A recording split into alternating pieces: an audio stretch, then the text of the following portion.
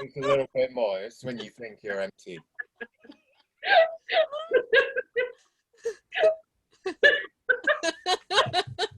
Okay, guys. So here we go, man. So look, we're back in lockdown again. If you're, I can sell you some. I've got some, like I can stick anyway. Yeah, if you're by nature a lazy motherfucker like me, then lockdown is a blessing, quite frankly, because you are enforced by law. It's illegal for you to fucking work. That's my fucking dream situation. All right, guys, listen. Shall we keep it rolling? Yes. Are you sure? Let's keep it rolling. Yes. Yeah, man. So, now this next act is a brilliant comic, and I knew she had something special about her the first time I saw her. I love the way that she plays with voices in her head. I was talking to a couple of the voices in her head just the other night. She doesn't know yet. One of her voices was saying, "Ah! Ah!" The other was saying, "Komma ulla dedi hul." Okay. Which means, please get me out of this head in Danish. Now, how to pronounce her name has been the subject of some confusion. Being Danish and polite, any mispronunciation of her name will go unchallenged. But her glasses do get steamed up when you say it wrong. So here, fisticuffs, here all the way from Denmark via somewhere in London, will you please give it up for Tina Peterson! I'm dying inside. Sorry. I don't mean that in a bragging way, as if I am particularly dying more than anyone else. These days, we are all equally spiraling out of sanity. I know I'm not unique. Don't worry. It's like you think you're different because looking at the news makes you want to bang your head against the wall until the damage renders you a mere shadow of your former self. Get in line, lady. You know. But I do try not to let the news make me entirely devoid of hope, but it is fucking relentless. You're trying to get on with your day, and then pow! You're reminded that fascism is making a comeback, which is just dumb. Just when we thought the world had gone through a meaningful development arc and learned from its mistakes and grown as a character, we bring back literal Nazis. If the world was a character on EastEnders, we'd demand our TV license back or some such shit. But as it is, we just have to go with it and hope that the new Gestapo will be sufficiently shit at their job for us all to survive. And just in case fascism decides to just not, there's always the lorry full of shit hitting straight for us that is climate change. However chill a day I'm having, I will inevitably remember that the earth is dying. Like me! Same seas! But it's not just the news that makes me wish that I could afford some industrially heavy drugs. I also can't stop comparing myself to others, which is a classic millennial faux pas, especially if the millennial in question has achieved fuck all in her or his life for 31 years, or however many hypothetical years this completely hypothetical me has managed to bundle on for in my totally hypothetical life. I know, again, so passé. You hate yourself? Oh, lordy fucking da, we all hate ourselves, sunshine. Yes, I know, voices in my head. I'm aware I'm not special, so can you please ease up on the aggression a bit, okay? And in my defense, my inferiority complex is not caused by flashy Instagram filters or how spotless someone looks on Love Island. Oh, I should say, I'm one of those dicks that thinks I'm an intellectual because I don't watch reality TV, when at the same time I treat watching Pointless like an actual religion. But please don't tell me that I'm not an intellectual. I need this. It's all I have. So last week I spoke to my cousin, She's exactly 2 months older than me, but looks a lot younger. And while we always got along well growing up, she has this really annoying habit of being really fucking good at everything. You know those types of people? Just piss you off, don't they? Yeah, oh, we're all comedians here trying to get validation from strangers. You all know, you know. Whenever we got together as kids, she was really fun and charismatic. Can you imagine a charismatic 10-year-old? You want to smash something, right? Right? Okay, maybe that's just me. I might have some unresolved issues. No, I don't, actually. I'm completely fine. So anyway, this 10-year-old dickhead, she'd always come off as so neat and intelligent and confident and girly. In other words, anything that was completely 100% impossible for the little mess that was 10-year-old me. And since we got older, my cousin would just continue being perfect, while my entrance into puberty took me from awkward to, what the fuck is this shit now? However, I hadn't given my arch nemesis much thought for a long time since I moved to a different country years ago. Hey, life hack, move to a different country from your entire family. We all love each other much more now that we don't have to see each other's stupid faces all the time. Woo! Yeah, hey, you know what I'm talking about. Yep. And, yeah, and you'll only hear about your overachieving cousins that I'm sure everyone has fleetingly every 4 months, whenever your dad remembers to mention to you that she's alive. Result. However, fairy tales don't last forever.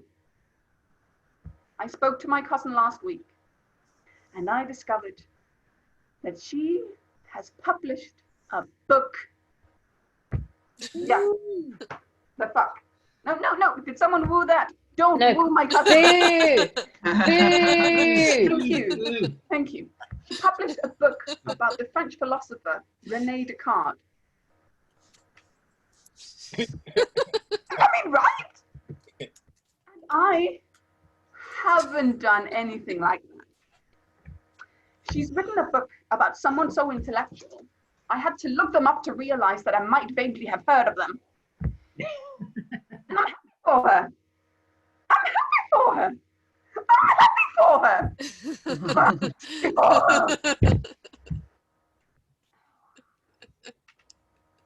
Guys, I've got to come clean.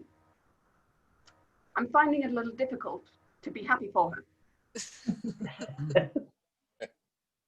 And the worst thing is, I can't even hate her because she's nice, the stupid bitch.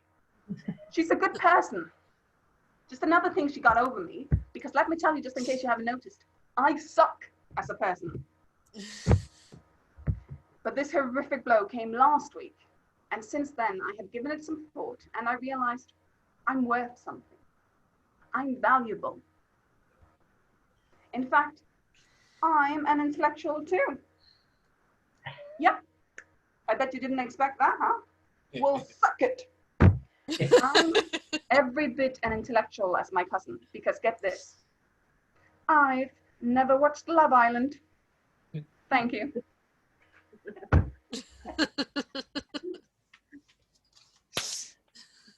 That's Tina! Tina!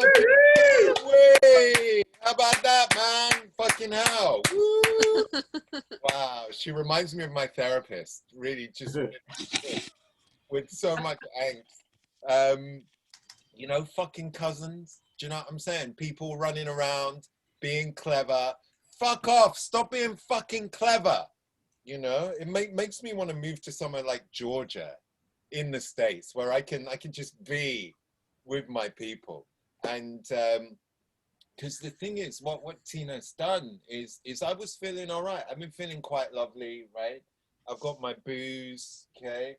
I've got my drugs here. We're in lockdown. There's nowhere to go. So I was feeling quite happy, okay? And then my mind is like, hey, Gary, what are you feeling so happy for? What's wrong with you? Oh, I've forgotten to think about this thing for a while, and that thing is fucking climate change. Thank you for ruining my fucking lockdown. I like to feel that I have really done my part. So I've really, really done my part with climate change. I've helped, I've left my car running. I like to leave the heating on. It's nice. Things are a little bit warmer, okay? And look, I consider you, Tina and Alex and Victoria as well. And Thea, you're like my bespectacled sisters. And I have a bespectacled brother, and Keith's a bespectacled brother. Do you know what I mean? So I haven't been. And we have another one. Who's our friend down the bottom there, who I can't see. Hello, my friend. Yeah, your name isn't there, but he's waving. I think his name is Newt. That's what it says. It's Richard. It's Richard. Richard. Yeah. Richard, for God's sake, Gary. Richard, for God's sake, Gary. What kind of name is that? But don't you find that when you started wearing glasses, people are just nicer to you? They're just that little bit kinder to you.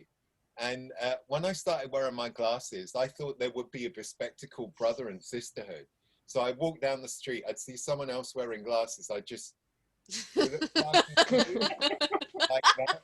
And mostly, I didn't get a reaction. So perhaps we can start a movement with all of us today. Just walking down the street, walking into a shop, just a little. We need to stick together, guys. We need to stick together. Right.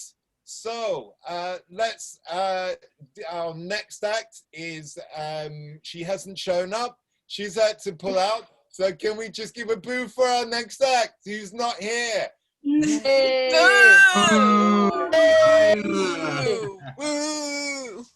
Well, guys, look, here's the situation, okay? Let's hope that the Trump wankathon is shortly to be over, all right? What a lot of people don't know about Trump is that he's anally retentive. He is. Not figuratively, though, but literally. Because Trump likes to play with his shit. He likes to keep it in his anus. He pushes a little gently out and then sucks it back in. He calls it Trump's little turtle. Okay, he's always doing it. When he does this with his hand, he's pushing it out a bit. When he does that, he's pushing it back in. In fact, he's almost always doing it. But now he's just an angry little baby.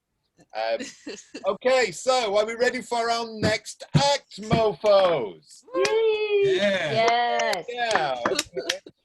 So I asked this next act to give me a short bio, and she said, "Good things come in small packages." And I have to say that I have now met her boyfriend, and he's a really lovely guy. I'm sorry, I couldn't resist.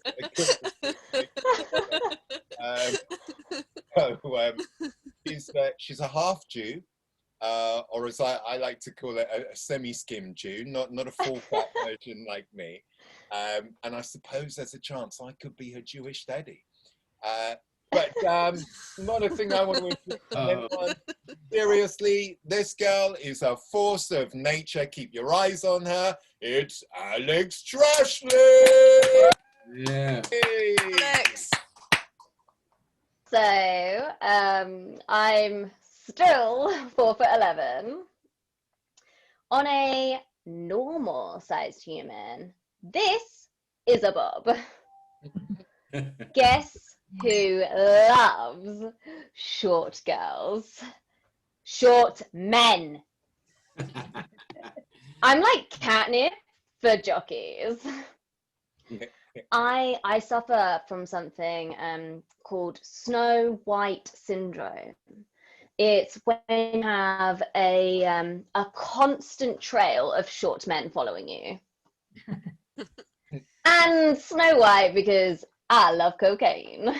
And you know what? If I ever see Snow White, well, then I've probably taken too many drugs, but Snow White, sorry, do you know how easy she had it? She had it fucking easy, mate. I bet her short men weren't bombarding her with dick pics. Her dwarves were cute. Like, oh, Sleepy. Oh, the cutest.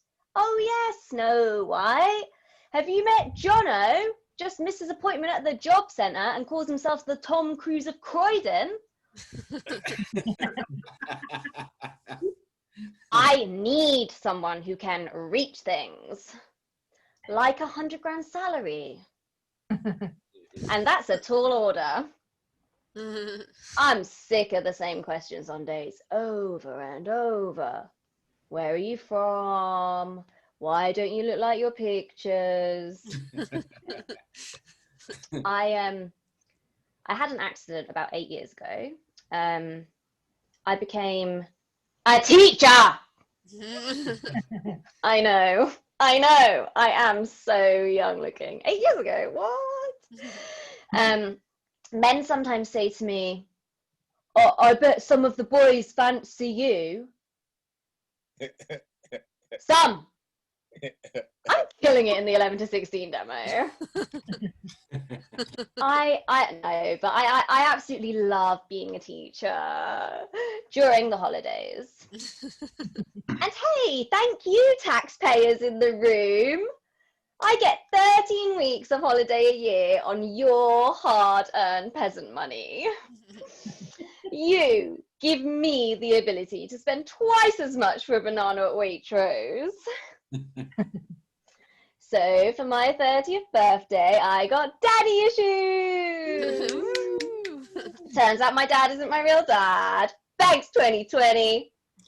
No, it's cool. Like, who doesn't want another parent? I have been looking for someone to constantly seek approval from and disappoint. Plus, new dads are totally on trend right now. It's weird because I've just always wondered where my hotness came from. And you can tell that my dad used to get loads of pussy. Me and my new dad, we have so much in common. Like DNA. He's a writer, and I can read. What else?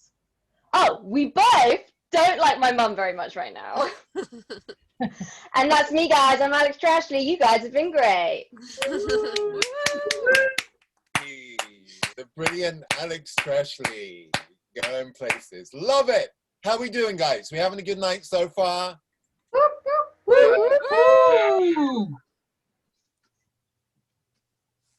So, guys, I'm in therapy at the moment.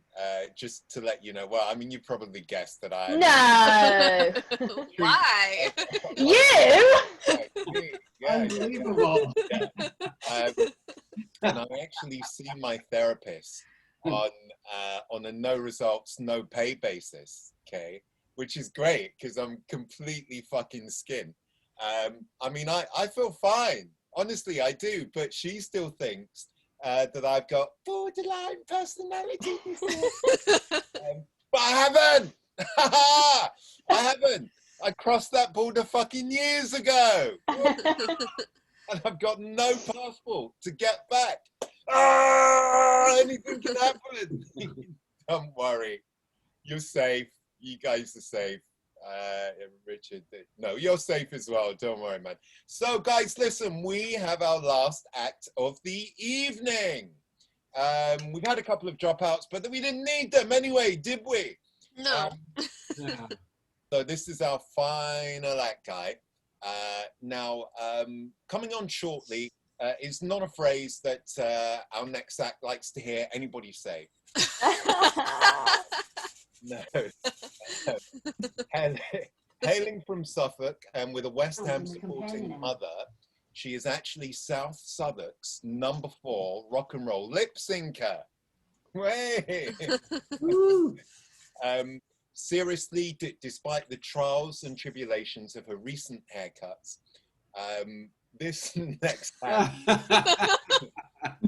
she's a real inspiration to me. I'll clap all night long for her until the police remove me from her front garden. It's smashing, wonderful and great Victoria shortly. Shortly. Thanks everyone. Thank you. Now, in the dating world, I would describe myself as a plant. It's because I'm not high maintenance. All I need is to be fed and watered, and then you can watch me grow. Another 2 dress sizes. I know. But seriously though, all I want is a man that makes me a cup of tea in the morning, does my washing, has my tea on the table when I get in from work. That's not a lot, is it? Shit, I don't think I am a plant. I think I'm a 1950s husband. Wow. Feminism did work, blimey. But I remember back in the day, you know, when you go out and you're trying to pull, it's a bit of an odd phrase that, pull, isn't it?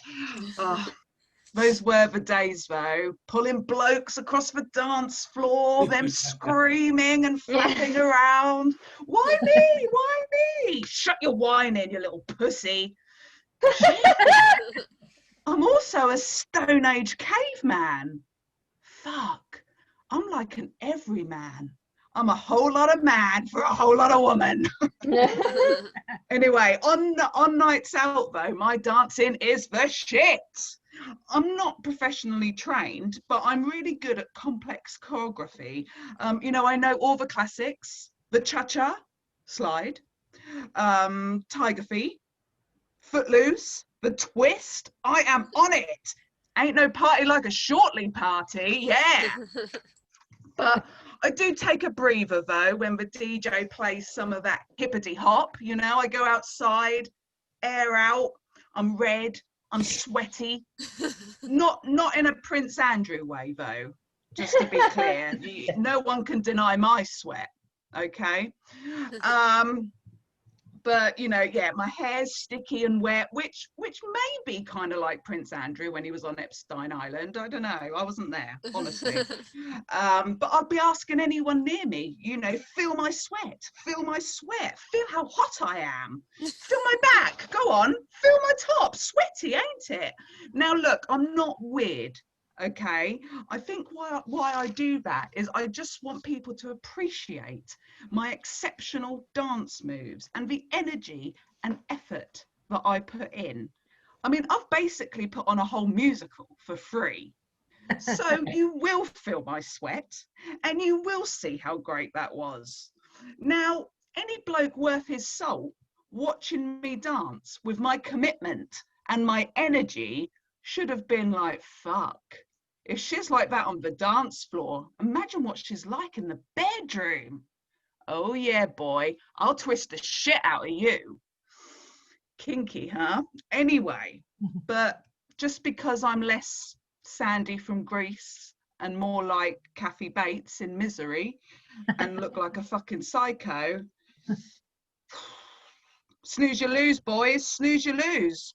Anyway, I did meet one bloke at an adult learning course. Now, not one of those adult learning courses, no. I may be from Suffolk, but I ain't backward, okay? It was a writing course, and we got on so well, really well, and we started messaging, and he was saying how hot I was. He hadn't seen me dancing, okay? He hadn't felt my sweat.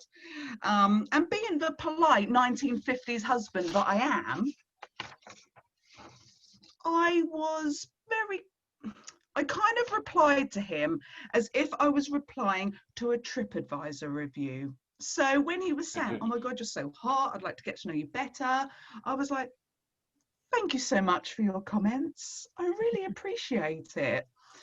Now, he must love the really polite type, and he thought I was probably playing hard to get, I don't know. But he upped his game. And he started sending me emojis in his messages. Yeah.